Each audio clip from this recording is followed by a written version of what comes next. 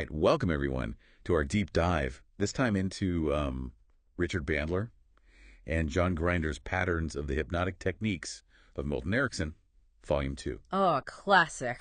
It is. And this one, I think, we had some listeners reach out and they were like, hey, we really want to get a good grasp on like those core concepts, especially the four-tuple model. Right. Without getting too bogged down. Right, yeah. It's a dense book. It is. It's a bit of a beast. Yeah. But it's so rich with insights, about communication and hypnosis, obviously, but things that you can apply, just in everyday life.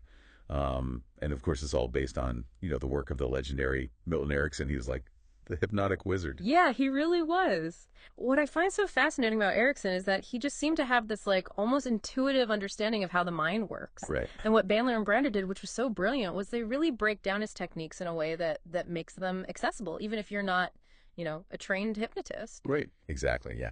And so let's start with this idea of unconscious programming, which is really kind of like the foundation of the whole book. Yeah. And he used this great analogy.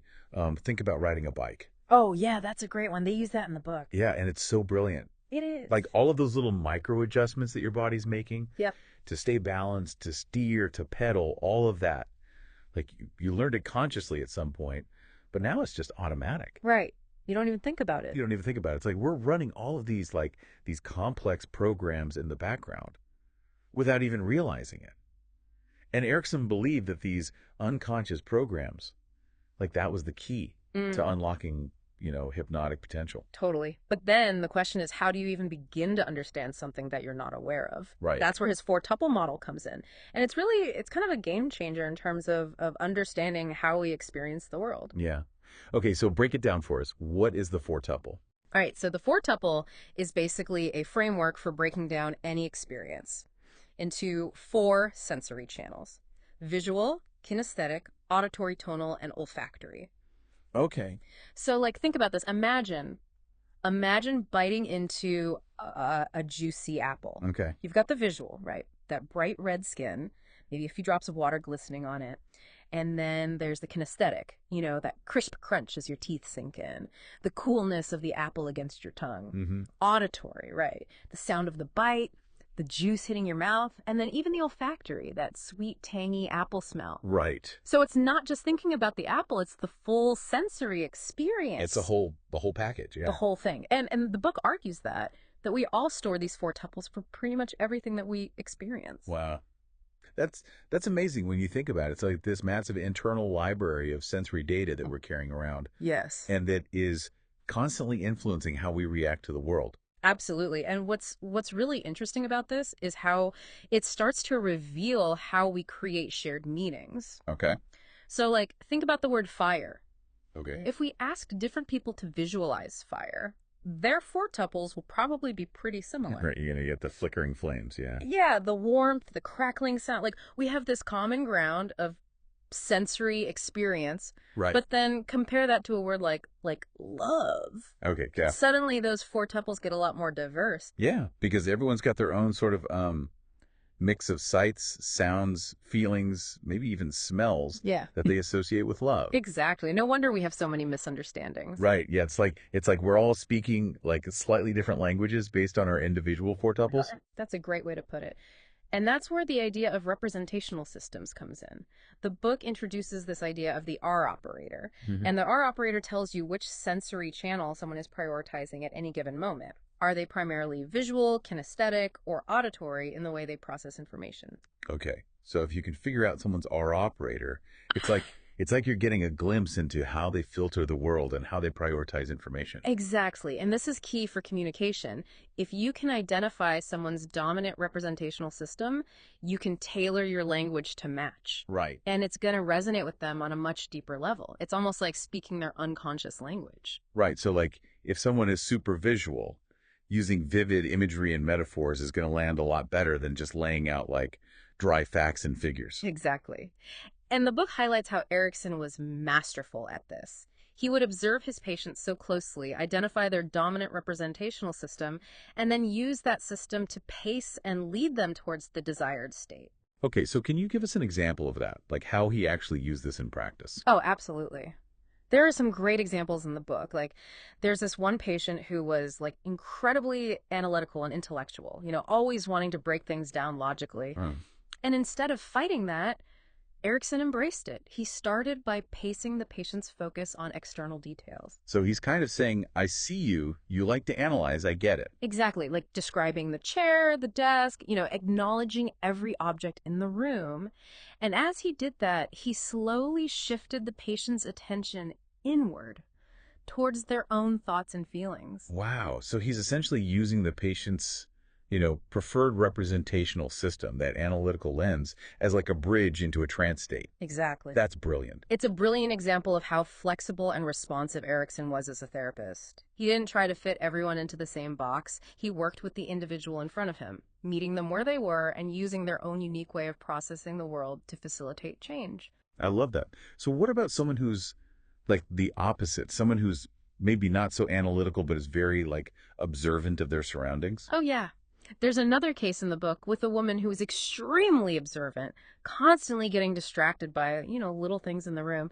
And again, Erickson used that to his advantage. Like, he even started prompting those observations. How would he do that? By, moving objects or polishing his glasses, just doing little things to draw her attention to her surroundings. Oh, that's so clever. And then he would weave those observations into his hypnotic suggestions. It's amazing how he was able to tailor his approach so effectively to these very different individuals. It really speaks to his deep understanding of human behavior and communication. He was a master of pacing someone's experience, meeting them where they were, and then subtly leading them towards that desired state. So we've seen the power of the R operator, how understanding someone's preferred sensory channel can just unlock more effective communication. But the book takes it even deeper with this idea of the lead system, or the L operator. Yes. And this is where things get really, really intriguing. Okay. Because while the R operator tells you what someone is consciously aware of, the L operator represents how they unconsciously access information. And there can actually be a split between the two. Okay, so give us an example. How would you spot that split between the R and the L? So imagine someone's describing a feeling, right? Which would seem like a kinesthetic R operator.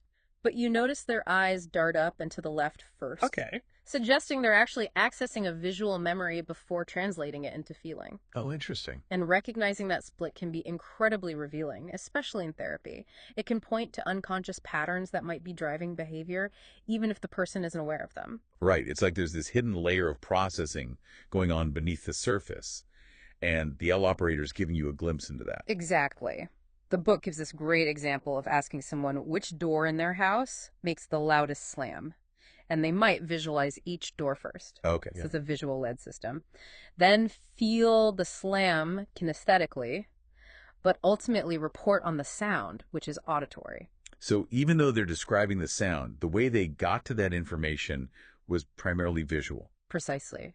And that's fascinating because it suggests that their internal experience is heavily influenced by visual imagery, even if they don't consciously realize it. Right.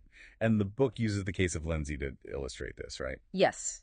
She presents as primarily kinesthetic, talking a lot about her feelings. But when asked how she knows she's depressed, she looks up and to the left first, indicating she's accessing a visual memory before reporting the feeling. Interesting. That suggests there's an unconscious visual pattern at play that's contributing to her depression. And that's valuable information for the therapist, right? Absolutely. It suggests that working with those visual patterns directly might be more effective than just focusing on her feelings. Wow. It really highlights the importance of paying attention to those subtle nonverbal cues. Yes. They can often reveal more than words alone. So we've got these two operators, R and L, giving us insights into conscious and unconscious processes. And then the book introduces this idea of transderivational search, which is kind of a mouthful. Yeah. Transderivational search is basically how certain words or sensory cues can trigger chains of associated memories, often unconsciously. So when you hear a particular song and suddenly you're transported back to high school, and all those feelings come rushing back. Yes. Or a certain smell that evokes a childhood memory, that flood of memories triggered by a single sensory cue, that's transderivational search in action. Wow. Okay, and so how did Erickson use this? Oh, he was brilliant at using this for hypnotic induction. There's that incredible example with the boy driving the milk wagon. Erickson used kinesthetic triggers, having him imagine holding the reins, feeling the movement of the wagon to induce this vivid, age-regressed trance. So he's like traveling back in time through his senses. Exactly. And the boy actually started making the physical movements associated with driving the wagon, even bracing his feet as if going downhill. It's a powerful demonstration of how transderivational search can be used to access those, like, deeply embedded memories. And what's so cool is that, this isn't just limited to hypnosis. The book connects it to Gestalt therapy as well. Yeah, where focusing on present bodily sensations can unlock linked emotional memories. So by paying attention to your physical sensations, you can actually start to uncover those linked memories and emotions that might be driving your behavior. Exactly. It's using the kinesthetic channel as a lead system to guide that search through the past. And the beauty of it is it can be applied to so many different contexts. So transderivational search is this powerful tool for accessing past experiences. And then the book introduces anchoring, which seems very related. It is. Anchoring is essentially the process of pairing a specific stimulus, like a word, touch, or gesture, with a desired emotional or mental state. Okay. So if you can access a strong positive memory through transderivational search, Right. you can then anchor that feeling to a specific word or touch. And then repeating that anchor will re-trigger that state. It's like creating a shortcut to those positive resources within yourself. Which is incredibly useful for self-improvement. Exactly. Like, imagine being able to create anchors for confidence or calm, drawing on past experiences where you felt those strongly. Exactly. It's taking those seemingly random memories and turning them into powerful tools for personal growth. And this is all before we even get into Erickson's techniques for working with congruent and incongruent clients. Right, which is a whole other layer of fascinating stuff. It is. Wow, this is already a lot to digest. We've covered unconscious programming, the four-tuple model, representational and lead systems, transderivational search, and anchoring. It's a lot, but it's all interconnected, and it really highlights the depth and complexity of human experience. And the brilliance of Milton Erickson, being able to navigate all of that. Yeah. Well, we'll pick up here next time, and we'll dive into those specifics of Erickson's hypnotic techniques, particularly how he used all of this to work with clients who were either congruent or incongruent in their communication. That's where things get really interesting. Buckle up. Okay, so let's dive back into, Milton Erickson's world and these amazing techniques that he used. We're just talking about, anchoring those positive states. But now we're getting into how he actually used all of this, like in a therapy setting. Yeah, and this is where, Erickson's artistry really shines. The book makes this distinction between working with congruent and incongruent clients, and it's kind of a key to understanding his whole approach. Okay, so just remind me again, what exactly is congruence? Yeah, so congruence is basically when someone's verbal and nonverbal communication are aligned. Like their words match their body language, their tone of voice, their overall demeanor. Right. There's a sense of wholeness, like all parts of them are sort of on the same page. Okay, got it. So like if someone says, I'm happy, but they're frowning and their shoulders are slumped, that would be incongruent. Exactly, yeah. And the book introduces this idea of the C operator, which is kind of like a congruence detector. Okay. It helps you assess whether someone's, words and actions are telling the same story. Right. So when a client is congruent, how did Erickson approach that? How did he work with them? So with congruent clients, Erickson's approach really emphasized pacing and leading. It's about respecting their model of the world, meeting them where they are, and then subtly guiding them toward the desired state. Okay, so it's like you're walking alongside someone, you're matching their pace, and then you're kind of gently steering them in a slightly different direction. That's a great analogy, yeah. Yeah. And the book gives some really fascinating examples of how he used pacing and leading to induced trance states. Okay, like what? Well, there's that one where he describes the experience of reading a book, getting so engrossed that you lose track of time. Oh, yeah. And as he's describing this, he's actually pacing the client's experience. Like tapping into their own memories and sensations of being absorbed in a book. Right. And then he sort of overlaps that with another four-tuple, right? Like the feeling of your hand lifting effortlessly as if it's floating up on its own. Exactly. He's basically weaving together these sensory experiences, guiding the client into a trance state without them even consciously realizing it's happening. It's almost like he's creating a hypnotic story Right. that their unconscious mind can't help but be drawn into. That's amazing. Okay, so what about when someone's incongruent? That seems like it would be trickier. It is trickier, but this is where I think Erickson's genius really comes in, because instead of trying to force congruence, he actually utilizes the incongruence. Whoa, really? Yeah, it's like he's saying, okay, I see there are different parts of you that aren't quite agreeing. Let's work with that. That's so counterintuitive. You would think you'd want to, like, try to get everyone on the same page first. You would, but Erickson recognized that incongruence is valuable information. It tells us there are conflicting internal models at play, different parts of the person that might be in disagreement. Right. It's like there's an inner committee and everyone's got a different opinion. Exactly. And instead of trying to silence those dissenting voices, he found ways to use them to facilitate change. Okay, so how did he actually do that? What techniques did he use with incongruent clients? Well, one powerful technique is mirroring. He might subtly match the client's incongruent communication, like mirroring their tone of voice or a specific gesture, even their breathing pattern. So it's like he's saying, I see you, all parts of you, even the parts that are in conflict.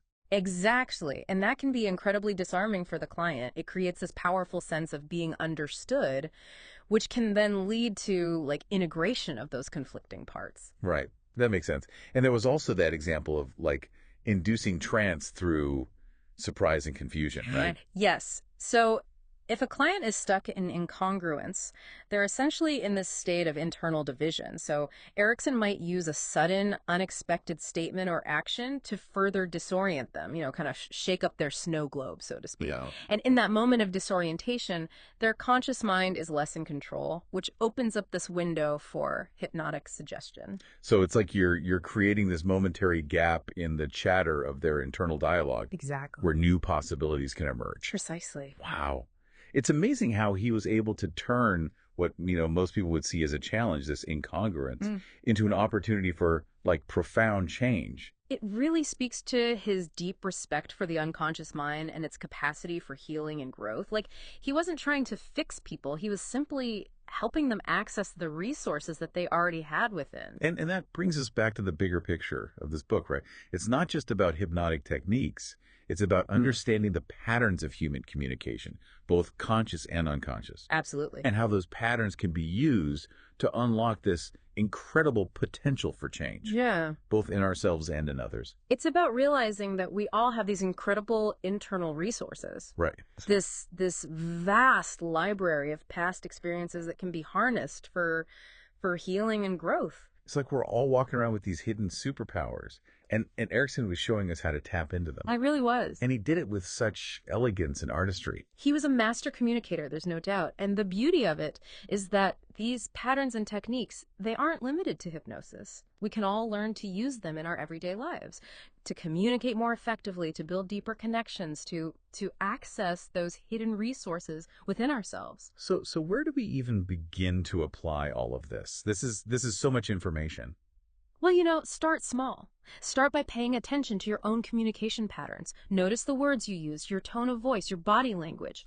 Become more aware of how you process information. Right. Are you primarily visual, kinesthetic, auditory? Right. And then start noticing those patterns in others. Listen not just to their words, but to their whole way of being. See if you can identify their dominant representational system. It's like becoming a detective of human communication. I love that. And as you become more attuned to these patterns, you'll start to see opportunities to use them more consciously. You can tailor your communication to better resonate with others, to create more impactful experiences, to facilitate change in more subtle and elegant ways. It's almost like learning a new language, a language of the unconscious. It is. And the more fluent you become, the more possibilities open up. It's a lifelong journey of discovery. And it starts with that simple act of paying attention. This is all pretty mind-blowing, but there's one thing I'm still a little fuzzy on. We talked about the C operator earlier, but the book also mentions something called double binds. How does that fit into all of this? That's a great question. You're right, we did talk about the C operator, but the book goes even deeper into like the complexities of communication with this idea of double binds. Yeah, double binds are fascinating. They're essentially situations where someone is presented with two or more options, but all the options lead to the same outcome. Okay, so it's like you're stuck between a rock and a hard place. No matter what you choose, you end up in the same spot. Exactly. And Erickson was a master at using double binds therapeutically.